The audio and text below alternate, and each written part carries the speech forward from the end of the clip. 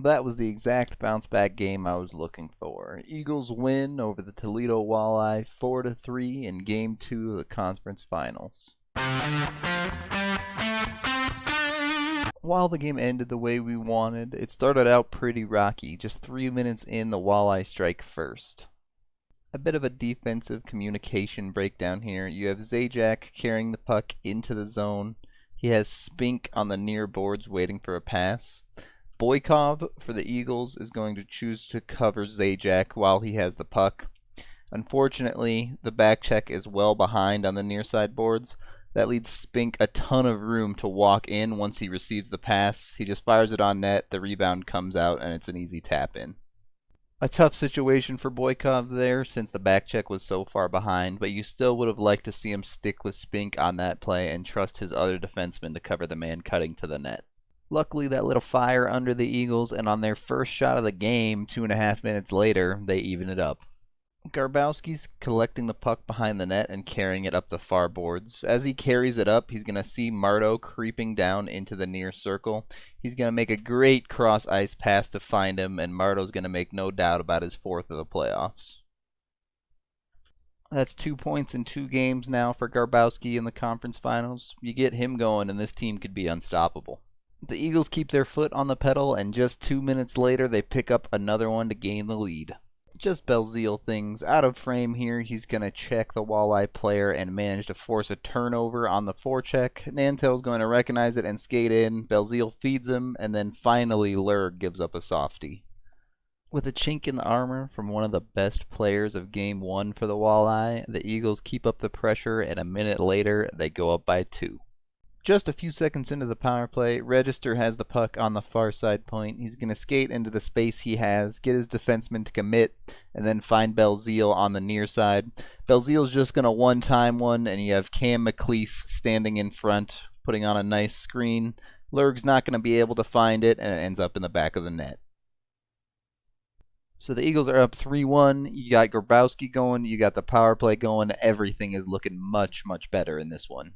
After that flurry of Eagles goals, the Walleye push back, but Hafner is standing tall in net. By the way, he's back in net, and I see no reason not to stick with him for the rest of the playoffs at this point. Once the counterattack dies down, things kind of settle out for the rest of the first, and the Eagles take their 2-goal lead into intermission. The second starts a little bit slower, but the Eagles are dominating the possession. Through the first 9 minutes of the period, they outshoot the Walleye 6-1. Then they seem to commit their one major defensive error of the game that always comes back to burn them. Marto has control of the puck in his own zone. He's going to go over to Geertsen. As soon as Geertsen gets it, he kind of fumbles it and quickly turns it over to LaFontaine. LaFontaine fires it on net. Hafner gives up a juicy one there, and it ends up in the back of the net. Geertsen is supposed to be a rough and tumble defensive defenseman. You really can't afford having someone like him make turnovers like that. From there, the Walleye take over the period a bit. The Eagles end up taking a penalty. They do manage to kill it. The Walleye keep pressing, but the Eagles are getting a little bit of their luck back from Game 1. Eagles hit a post in Game 1. The Walleye hit a post in Game 2 during the second. Eagles get away with it a little bit. The second period expires, and the Eagles manage to weather the storm of the Walleye in that one and escape with a 1-goal lead still. Going into the third period, the Walleye run into a little bit of trouble with our friend Mr. Discipline. Just 30 seconds into the period, they take a penalty, and the Eagles manage to take advantage and get a huge goal to go up by 2. Belzile's going to carry the puck in behind the net. On a broken pass play that ends up bouncing off a skate, it's going to come out to Register at the point, who decides to just unleash a missile right into the net. Belzile with 3 points, Register with 2 points, Garbowski with 2 points tonight. The Stars really carry the Eagles on this one. And the Eagles go 2 for 5 on the power play, whereas the Walleye go 1 for 2. Special teams and discipline, man. When they do good at that, they win. Now up by 2 with less than 20 to go, the Eagles just fully lock it down. Unfortunately, they do take a penalty about halfway through the period, and it is going to cost them, just to drive home my point that discipline is important. Just an unfortunate bounce here, as Bonus is just going to fire a shot in. It's going to deflect off of Zimmerman's leg. Hafner's not going to be able to react, and it's going to bounce into the net.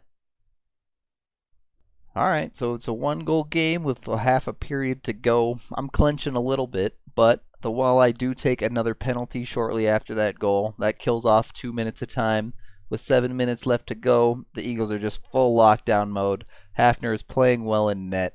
The Walleye just can't seem to solve them, and eventually all the time ticks off the clock, and the Eagles take the victory to head back home to Colorado with. With the next 3 games in Colorado, you're really hoping for the Eagles to take at least 2 out of those 3 to take the series lead, at least 3-2, or possibly win the whole thing at home. From there, they'd be looking really good if they could do it. As a first-year pro, Nantel has been a big key piece of this playoff run for the Eagles. He's now 4th in Eagles scoring during the playoffs with 8 points. Only Belzile, Register, and Mardo are ahead of him. That is the end of this game review. Thank you for watching. Game 3 will be in Colorado on May 17th, Wednesday. Tickets are still available for that game for as little as $18. If you're interested in some sweet playoff hockey, I highly recommend getting to a game while you still can. I'm Rudo3, and apparently bald eagles can swim.